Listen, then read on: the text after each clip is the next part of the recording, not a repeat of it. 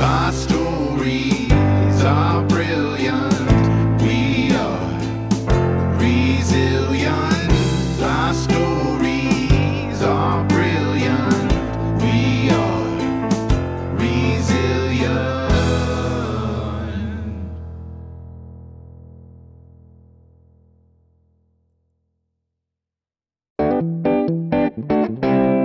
Hi, resilient listeners. I'm so excited today. I have the creators of the Dash of Life podcast with me, Stefania and Laura. And I get to learn all about their mission and their podcast and get to learn to know them and talk to them today. And I'm so thrilled. So thank you guys so much for coming on the show. Thanks for having us. Thanks for having us. So can you give our listeners a really quick, and I don't care which of you does it. You might have one person who is like the person that who gives your elevator speech. Give me your podcast in a nutshell. Should we say the line, Stefania? Yeah, I think we should. Between birth and death, there is a dash. Life stories that inspire. That's our tagline. Perfect. Good to have one. That's great. I love that. And it's nice because it allows you some flexibility to talk about a bunch of things that you want to talk about. I just think it encapsulates really like the basis of where the idea kind of lies, and then everything else gets like elaborated on from there, it's just a nice starting point, I think. So my friend Brooke Davis, she wrote a book called Lost and Found. And in the book, there's a 7-year-old girl who at one point in the book ends up in a cemetery, and she's looking at a tombstone, and she wonders to herself, why are the birth date and the death date so big? Surely the dash in the middle should be like the biggest, brightest, most amazing part of the tombstone, because that represents the person's life. And I thought that was really cool. And then in general, I have a tendency to get really excited about biographies or people that I've learned about, and have a couple of glasses of wine at a party and just sort of like corner somebody and just chat their ear off about that particular person or that particular period in history. And I thought that might make a cool podcast. And I think it does so far. I mean, we're so excited for people to listen and like experience the vibe of the podcast, because I think it's really unique, at least in comparison to other podcasts that I've listened to. I think that there's something different that we offer that people will find really exciting and interesting, and that will just like jazz them up in the morning or whenever they choose to listen to us. I like it. I like it that you're coming at it from a very interested perspective, and you're trying to your listeners are going to be able to learn a lot from whoever you're speaking with. And I think that that's one of the best things. Like you're saying, we don't get to have those kind of like dinner party conversations anymore because of COVID. And if you're spread apart from people, I live in a very rural area, so I don't get to have those conversations a lot. So it's really nice for me. I'm excited to start hearing them from you guys. I think that's a great concept. That's just really it. Fun. And I think the whole COVID thing just kind of made it even more important that we create this.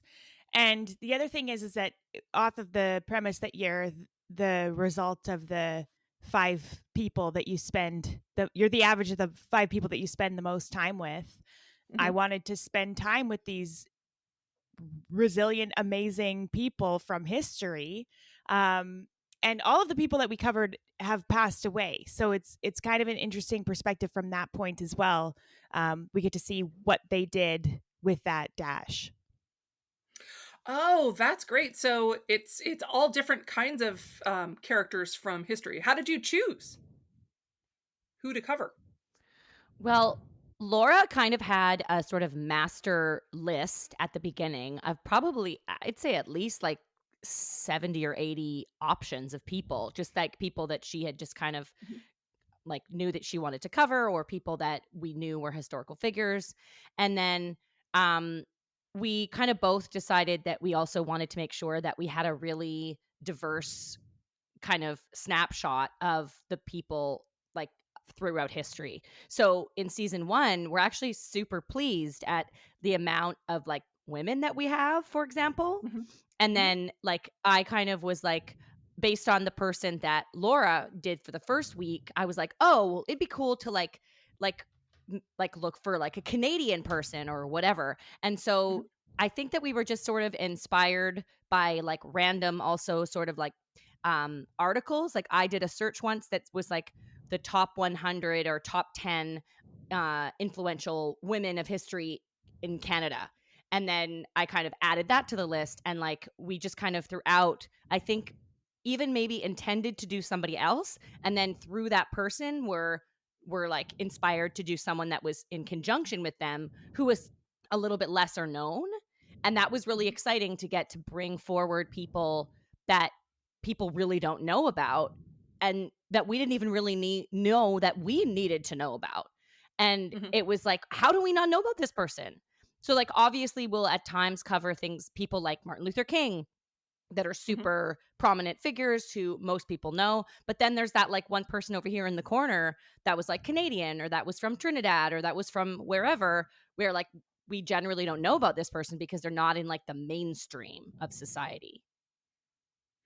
Oh, that's fun. I like that because I wrote I wrote a couple of books about women's history of the United States, and one of them I wrote about my state. I live in Oregon, and similarly, it was great for me. There's all these incredible figures in women's history that you don't necessarily know. That like the first female fighter pilot was a Japanese American from Oregon, and that's fantastic. Yeah. People should know that. And like, why do we not know that? Yeah, totally. You know, stuff like like how that. does I that think, get lost in the mix? right? Yeah. So Yeah. So which of you guys both have to have a favorite, I bet. Which is your favorite person that you have spoken about in your first season? That's so hard. It's I so know. hard because I think I kind of started with an idea of people that I wanted to cover in the first place, because originally I was going to try and do it by myself, and I'm so glad that didn't work out. Me too. But then after like hearing some of Stefania's stories, and so Stefania would come to the table with these people that I didn't know anything about, and then after she told the story, the next couple of days I'm like talking to everybody that I know, like, oh, did you know about this person? Did you know that this happened and this happened and this happened? And then so I get really excited about the people that Stefania covers. And I think vice versa, because we just learn these new things and then get super excited about it, and then want to tell everybody else, which is what we're hoping that the listeners will get when they listen to the podcast as well. But and we're also super aware, I think, of the fact that we are telling biographical stories that may not be 100% like on point. We might mess up as far as the historical references or dates or times or names, and that we can't possibly cover someone's life. If say they passed away when they were 85, we can't possibly cover like every important thing that they did in their life in 40 minutes of speaking, which is I think our goal generally, to have each episode, the actual story, be about 40 minutes. So I think also like a side note to what Laura said is that like we also want people to get so excited about it that they then go themselves and do more research on that person and get even more interesting stories. And then they can engage with us on social media, for example, and be like, oh my gosh, did you see that this person also did this thing over here? And we're like, I know, we just couldn't fit it in the podcast. Yeah, we do our best to make sure that the actual research is as accurate as possible. But again, we only have 40 minutes to get all of the information in. So yeah, that's exactly right. We're trying to plant these seeds into people's brains and souls so that they get excited and then go find more information for themselves. Okay. Oh, but again, this question is really hard. Okay, I'll go first because I have an answer. But okay. Okay, so I would say that so we're just gonna let's just reveal one each, because I kind of want to be like, oh, I'd like to talk about like one of Laura's that's my favorite, and then one of mine that I covered that's my favorite. Okay. But then I think that gives away too many. And I'm being possessive, but maybe Laura, chime in if you're like, forget it, Stefania, it's fine. I think that's fine. Okay. So I would say that for me, there's something about the firsts. And so for me, like, we cover this very incredible woman named Doris Anderson, who was the editor of Chatelaine magazine for 20 years. And she's the first person that I cover in the podcast. She's the first story that I tell in episode 2.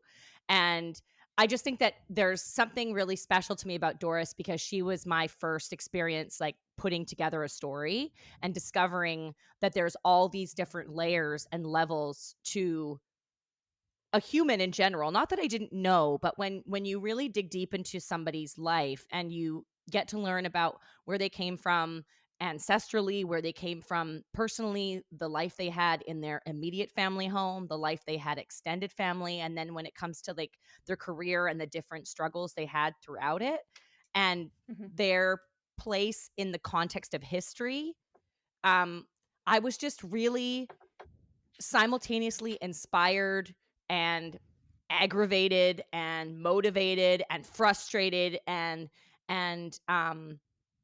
just like generally charged by the amount of influence that this woman had in sort of a quiet way. That like, I think that in today's society, we have this like attachment to fame and to notoriety and to being known and to having kind of like a global persona or an Instagram persona or all these things. And most of the people we cover are people that were living in times where that wasn't a thing, and where they achieved a level of success or notoriety or influence on their world without the aid of social media and the media in a certain kind of way. And that's like kind of a level of success that to me, like, I get chills just thinking about it, about how important their work was and how it really furthered history in ways that I don't know that today's like society understands sometimes, because like we're so used to like people just having an online presence, and that you can have access to that person so easily online from like various parts of the world. But the fact that this was like a woman who was living in Toronto for the majority of her life and just had so much influence, like right up until or right into like lawmaking, really at the end of the day, I just found like so incredibly inspiring. And ironically, she's probably the story I will screw up the most because she's the first one I did. but I have like this like soft spot in my heart for her. And also because of Laura's reaction to hearing that story, I think it's also like a really special thing for me too. Because Laura really brought me into the podcast, I've always felt like I really wanted to make her proud. So I feel like I made her proud with Doris. And so that just like makes me feel really good. And this person, I just think is someone that now I really like look up to and aspire to emulate. And that's really cool. Oh, I can't wait. Oh, she's and for people like me, it's interesting. I feel like I'm fairly well educated, but there aren't a lot of well-known Canadians. So it's really great for me to hear that. I really want to, I know a lot about those people from my area, but I want to know so much more. So I'm very excited. How about yours, Laura? Cool. Very cool. My favorite one that I did. Oh God, I was so like intrigued by Stefania's answer that I wasn't thinking about my own answer. I love it's like them choosing all a favorite child. Exactly. I love them all so much, but I'm gonna have to say that my favorite was probably John Lewis, because it pissed me off so much. It just made me so angry. The whole story just made me so angry.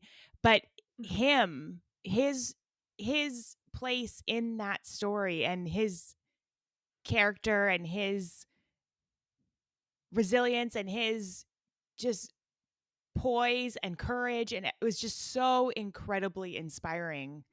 And it kind of opened it. It obviously is a story that goes in parallel with the Black Lives Matter movement in the States that really came to a head. It's been an issue obviously for a very long time, but it's really came to a head in terms of sort of like white allyship, or there's been a surgence of white allyship since May of this year with the murder of George Floyd. And so I just thought it was, as a Canadian, a very interesting story, because I had to dig back deeper because I was reading all these things that I didn't understand in the story. So I didn't really understand what Jim Crow law so I had to go back and figure out what Jim Crow law was, and kind of figure out like how all of these laws were laid out to put John Lewis in the position that he was when he came along and he wanted to go to university. So I had to learn all of that stuff to be able to understand the rest of the story. So it was a big education for me. And then I'm actually half American. My mom's from Indiana, and then talking to my mom about it, and because I learned, that when segregation was deemed unconstitutional, and then the Little Rock 7 in 1957, or Little Rock 9, sorry. 1957. And then I thought, oh, well, my mom was born in 1957, so surely she never went to a segregated school. And then I was talking to her about it, and she was like, no, my school didn't get desegregated until 1968. And I was like, what is going on? And so, yeah, it was a really interesting education for myself. And then him as John Lewis as a human being is just a really excellent example of how to be a human, I think. Exceptional. Oh yeah, incredible story. Oh, I'm looking forward to that too. I think, and I think that having a different perspective, it's interesting, because to me that's something I grew up, Jim Crow laws and the like. I'm from the Northwest, but I still knew about that from my family.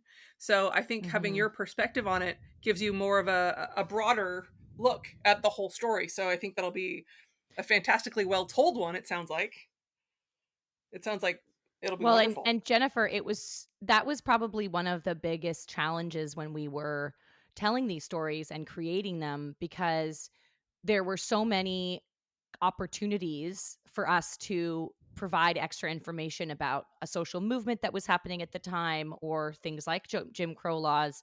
And then it was like, okay, but we have to just stick to the story, because otherwise we're going to be telling 4-hour stories. So we have to kind of be like, we're not going to go into detail about that. If people want to, they can. And then if maybe at a later date we choose to like do a little mini-sode that just covers that topic, that's kind of our way of being able to attempt to kind of penetrate those ideas. But that at some points we both just got so enraptured by the context of some of these people and the importance that the context had on their lives, and the influence that it really had on the decisions they made on a day-to-day basis, that it was hard to be like, well, but we kind of need to say that. Like, what do we do? It was so hard. And we both got really carried away with some, and then we had to take a step back and be like, okay, this is going to take us forever to edit. So let's go back to the drawing board and kind of figure it out again. Oh, man. And Laura's primarily been doing most of the sound editing. God bless her. And there was one day I remember we had a conversation about like, she's like, okay, so there's this thing that you say. So like, first of all, are you okay to reveal that? And second of all, how relevant is it? And I was like, you know what? It's like a great story. You're writing a story and you're like, I love this line. I love this scene. I love this thing, but it doesn't fit. It's got to go. It's like cutting room floor. You can't have any like preciousness about it. And said she just started hacking. Oh my God. She's like clear cutting in the podcast. Oh no. I think they were It's a just lot like really writing a book. cognizant of the fact. Yeah, Yes. I would imagine so. Yeah, and it's just like we are really conscious of the fact that these listeners are spending their time with you, and I just want to make it the most valuable, the most bang for their buck, provide the most value in the 40 minutes as possible so that they get a clear idea of the story, and if they're excited about it, then they can go find out more. Mm-hmm. Oh, that's a great standpoint. So to circle back a little bit, let's tell the listeners something about both of you, where a little bit about your background and how you guys met and how it worked out better to be together rather than apart, Laura. Oh, okay. Sure. So I have a environmental health and safety consulting company. That's sort of my job, and then I'm also an artist. I'm a painter, and I met this lovely man who played George Harrison in a Beatles cover band, which was just perfect for me. And then he just so happened to be there. He's got a group of high school friends, and one of his best friends was getting married in India. And he asked me if I wanted to go, and I said, sure. And then one of his other buddies, Mark, was bringing this beautiful Italian woman as his plus one.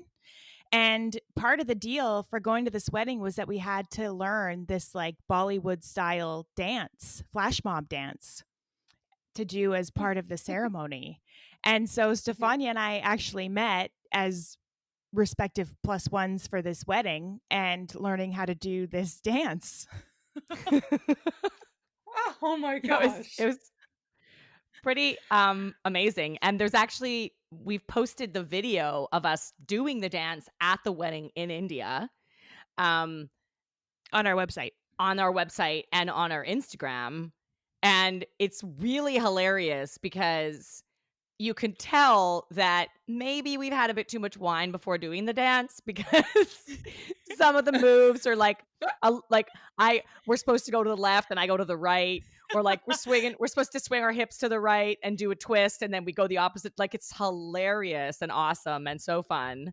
Dancing is not my forte, but it was really fun. Well, and none of us are really dancers. I mean, I'm an actress, actually. That's my like trade, art. I'm an actress in film and TV, and I also have a theater production company, Dream of Passion Productions. And the friend that brought me to India, Mark, he's also my co-producer he was my co-producer on a project we had to cancel because of COVID. But it was, yeah. So in spite of the fact that I'm an actress, dancing choreography is very different from just being a good dancer in general. And so I think we had a really good time, like rehearsing and everything. And I also remember having some insecurities around, because I was like because Mark and I are just friends and everybody else was there as couples. And I constantly kept thinking like, oh my God, these people hate me. They wish I wasn't coming to India. Like, just like, who is this girl? She's nuts. But Laura and I really hit it off, and Mike noticed that. And like down to the point where at one point we were at the wedding in India and the bar hadn't opened yet. And we had kind of arrived to the hall earlier than other people. And then finally the bar opened, and I like ran over to find Laura, and she wasn't there. And I was like, Mike, where's Laura? And he's like, the bar's in the open. bathroom. And I'm like, the bar's open. So then Laura comes back from the bathroom, and Mike's like, you have to find Stefania. And I did, and we had a great time. So yeah. And like we said earlier, like Laura, it was because of that connection that when Laura was attempting to do the podcast on her own, and she was sort of using Mike as a sounding board, when they sort of talked about the show, Mike was like, you need to get someone like Stefania. Or yeah, he actually said, Stefania. he's like, you need to get Stefania or someone like Stefania, but you need to get Stefania to like do this with you, kind of thing. And then it was funny because we had another friend who had met Stefania and Mark and then looked them up on the internet because they're so awesome and wanted to know more. And then she said to my friend, "Oh, Mark and Stefania have a podcast together." But she saw the information for the play that they were producing, not a podcast. So then I asked Stefania, I was like, "Oh, do you and Mark have a podcast?" And she said, "No." And I said, "Well, do you want to have a podcast with me?" So it was like a perfect segue moment for me to ask her. It was like a wedding proposal, Oh. really. She basically got down on one knee. Pretty much, with a bottle of rosé. Yeah. A couple of bottles of rosé and then later a little bit of white. I think a blessing to the proposal of doing a podcast together was the fact that being in this COVID year, nobody can take the podcast away from us because everything is possible while we maintain, if necessary, social distancing, etc., isolation and whatnot. And I was really inspired and excited to get to work on a creative project with somebody that I thought was awesome and just like welcomed spending more time with. And to know that 2-3 weeks down the road, a month down the road, 6 months down the road, no one can come in and be like, sorry, you can't do it anymore. That was super exciting and really provided a really beautiful creative place for us to build and grow this podcast. It is. It's a wonderful venue because so many of us, gosh, I've had, just like everyone, all of my events were canceled since January. And it's really nice to be able to work in a creative space and still be in your house or in your studio. It's pretty amazing. So do you guys have a very rigid recording routine, or do you plan a year in advance, a month in advance? How does it work for you? We've recorded the first season. So we're kind of running in seasons where we'll do 10 episodes of biographies, and then we'll have some interlude episodes before we carry on with the next season. So we've recorded basically the whole first season already. And we start releasing weekly episodes on January 5th. So we have a trailer out now, and then we'll have our intro episode out December 8th. And then we're having a Zoom launch party on December 11th, which we'll tell you all about. And then weekly episodes coming out January 5th. So we are ahead of the game. Oh, that's wonderful. Not having to play catch up is really helpful. I got into a sort of a jam at the end of my last season where I had all these recordings and then I couldn't get them out fast enough. So wow, yeah. It's nice. Yeah, it just kind of bookended that way. So it's nice that you have a good routine. Are you guys routine driven in your daily life, or are you kind of seat of the pants kind of people? I would say that for me, my career sort of doesn't allow for routine to really last for too long because all of a sudden the rug gets pulled out from under you. And it's like, oh no, you have to be at this place this time for this thing. And then you can't do all the things you had a routine for. So I like to try and have as much routine as possible. I think with the podcast, Laura had a lot of, I think, exposure to the various advice around how to do a podcast well and how to execute a podcast well and how to schedule and stuff like that. And so I think she was sort of the driver in the sense of being like, okay, well, we have to record this and we have to record this and we have to record this. And I was like, okay. And I was just kind of like going along for the ride. But that's been really great because now we sort of have this downtime where we can like iron out kinks and fix this here and there and add this other aspect or element that we didn't know we wanted. And then we have the opportunity to like re-record things if we have to, and then to feel like we will be able to expand on the episodes when we're releasing them weekly rather than having to record as we record the same season as we're in the season. Because I think if anything, we'll start recording season 2 while season 1 is running. So I think that as far as routine is concerned, like we've sort of constructed the machine in a certain way with the hopes that we can maintain that kind of routine aspect in future. No, I think that makes sense. That's perfect. Yeah, I think for me, I am sort of in the same boat, although in a very different field. And I have to prioritize and reprioritize sort of on a daily, if not hourly basis Yeah. as to what needs to get done, kind of thing, as somebody that manages owns a business. And Stefania and I are both very creative people, and I think that's sort of another bonus to working with Stefania, is that she understands how to execute a creative project. And I saw with her working on that play that was canceled how hard she worked and how dedicated she was to the project. So I thought that was really cool. And I have the same thing. Like if I'm going to do something, then I want to do it. And so I'll figure it out. And it was funny at one point, Stefania was like, and Laura just seemed to have all of the answers. And I was like, haha, fooled you, because I had none of the answers. So yeah, I mean, I knew that we needed to get episodes recorded early, because we're both very busy people and both kind of unpredictable people in terms of schedules. So we needed to figure out how to get it done while having the understanding that we could be pulled away at any time to work on whatever. And that's happened, and we've been able to work around it, and it seems to have been working out great so far. Oh, that's fabulous. Working in group projects it can be really, really Yeah, hard. it can. So it's nice. Yeah, it's nice that you guys understand the way that each other work, because everyone hates to be the one guy holding the bag all the time. Yeah. So it's nice that you guys can both be really flexible in that way. Totally. So do you guys have it? Oh, go ahead. I was just going to add that I think that there have been times where we have been scheduled to record, and whatever has been going on, and either one of us didn't feel like recording. And then when we actually like sat down and did it, the process of doing that and focusing on what we needed to focus on, and then also telling the story, and then reminding ourselves of like, oh, this person did this, this, and this, and it was so awesome. We kind of like pulled ourselves out of that feeling of not wanting to do it,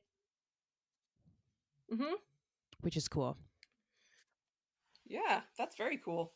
So what do you guys like to do for fun? Do you guys have any fun hobbies? Or it sounds like you're both extremely busy, but do you do something like, I find that during this COVID time, I've had periods of time where I've really wanted to do lots of hobbies, and sometimes where you just want to watch TV, but to be totally honest. But is there been something that's been fun that's been getting you through this time? We like to go for walks and talk about the podcast. So working, just different. This is always an interesting question for me. And there's actually like an Instagram live that Laura and I did where this question came up. And every time people ask me about hobbies, I actually feel like I have heart palpitations, because as an actor, I feel like you never really have time to commit to hobbies, because like I said earlier, you could commit to something and then you have to cancel all the time. Like it happens all the time. And I actually think that like Murphy's Law, like I think that Murphy has it in for actors, because it's like the second you plan a vacation, you book a job. The second you have a wedding to go to, you book a job. And you're constantly having to make these like really challenging kind of moral decisions on what's more important to you. Like you're constantly having to reevaluate what you value in life. It's quite exhausting at times. And I find that with hobbies, it has to be something that like can be dropped or picked up occasionally here and there, but you can't like commit to being on like the Urban Rec volleyball team weekly, because you're not going to make it to 12 of the 15 games. But what was really beautiful is that during COVID, Laura started doing these paint nights with her paint company. And her and I, like, I kept trying to like join the actual paint night and be part of the group paint night, but it never worked out for whatever reason. And then Laura and I just like personally painted together, like one-on-one doing Instagram. And I had this idea to paint these like paintings that would bring love into my life. And I painted a series of essentially animals who are necking. and there's birds, and then there's 2 lions, and then there's 2 dolphins. So it's become this like triad or triptych of paintings that are now like on my wall. And I guess like for me, like painting sort of became a bit of a hobby during like the official lockdown of COVID time. And it was also like a really wonderful time for like Laura and I to get to spend some like one-on-one time together and get to know each other even better, which could be partially why Laura felt so comfortable like asking me to come on board for the podcast, because we'd had those like really intimate long period hangouts that we hadn't really had, I don't think, for a long time, if we had them ever really. Yeah, And no, I so don't think so. yeah, so that was like a really beautiful experience that like came out of COVID and then sort of potentially led the energy to the podcast. What about you, Laura? Do you have any? It sounds like you are also have a hard time finding time for a hobby. I think that the whole genesis of this podcast is that I learn something and then I get obsessed with it, and then it takes over my life, and then it's not a hobby anymore. It's just Yeah. Yeah. So like I guess I play guitar and sing a little bit, which is fun. And then I paddleboard. I feel like those are the two things that I'm like, but even still, like even with guitar, I'm like, oh, I gotta get way better. And I find challenges and then I'm like, okay, I gotta do this kind of thing. And I don't know if that's healthy or what, but that's kind of what I do. But it has been busy for me during COVID as an artist. It's kind of been a real blessing because it's like, oh, I don't have to go out. Great. I'm just going to sit here and work on my paintings. And I started a paint night thing in January. So I've been teaching other people how to paint, and I did some murals earlier in the year and stuff. So that really takes up a lot of my time. And then, yeah, so that's not a really great answer to your question. I'm sorry. We're not great at the hobby question. But to add to that, I'd like to say that I think that in a way, the fact that these kind of passions become hobbies has made the execution of the podcast like exponentially easier in the sense that like Laura does the podcast artwork as well for our weekly episodes. She'll be doing the podcast artwork and has done a lot of it already. And then the Dash of Life theme song, she composed it, like her partner Mike essentially composed it and put it together.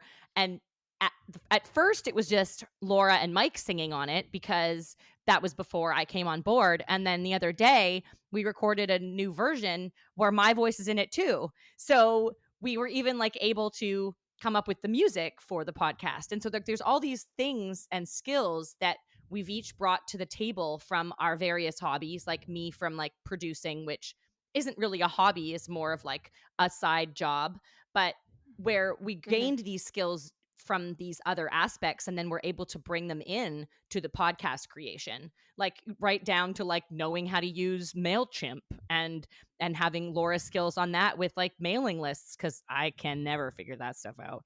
But like, so like being able to keep it all in house and not have to essentially outsource a lot of the stuff that maybe people who didn't have those kind of skills or hobbies or whatnot, they kind of have to. And so that was like really made it so real so quickly, I think, that we were just like able to make shit happen in house.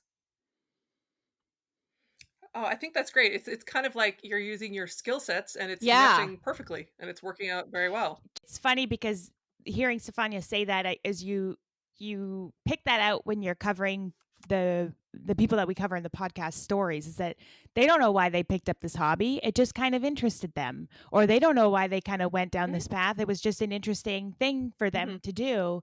And then lo and behold, these skills kind of built on each other, and then life happened and they were able to figure things out or make things better through using these different skill sets that they just kind of picked up along the way. It's really interesting.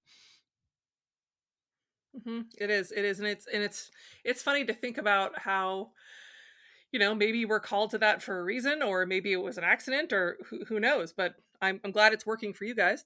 It seems like your skill sets are very complementary, and And it seems like you guys have I love the perspectives that you have for your show. I'm so excited about it. Oh, thanks. Thank you. I thank you guys so much for coming to talk to me today. I very much look forward to the show, and I wish you all Thank the you so success. much. Thank you so much, Jennifer.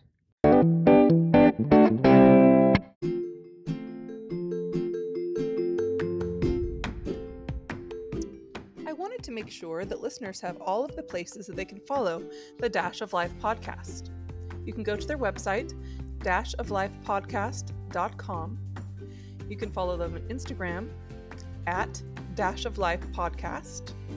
You can see them on Facebook at Dash O Life Pod.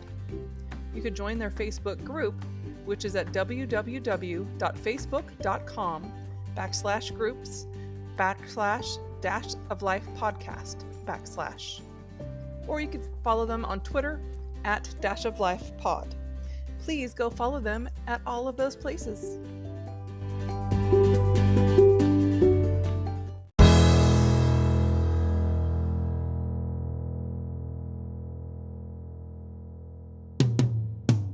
Sometimes we have to start over. Sometimes we have to fight back. Sometimes it's all too much. Lost inside the black. Our stories are brilliant. We are resilient. Our stories are brilliant. We are resilient.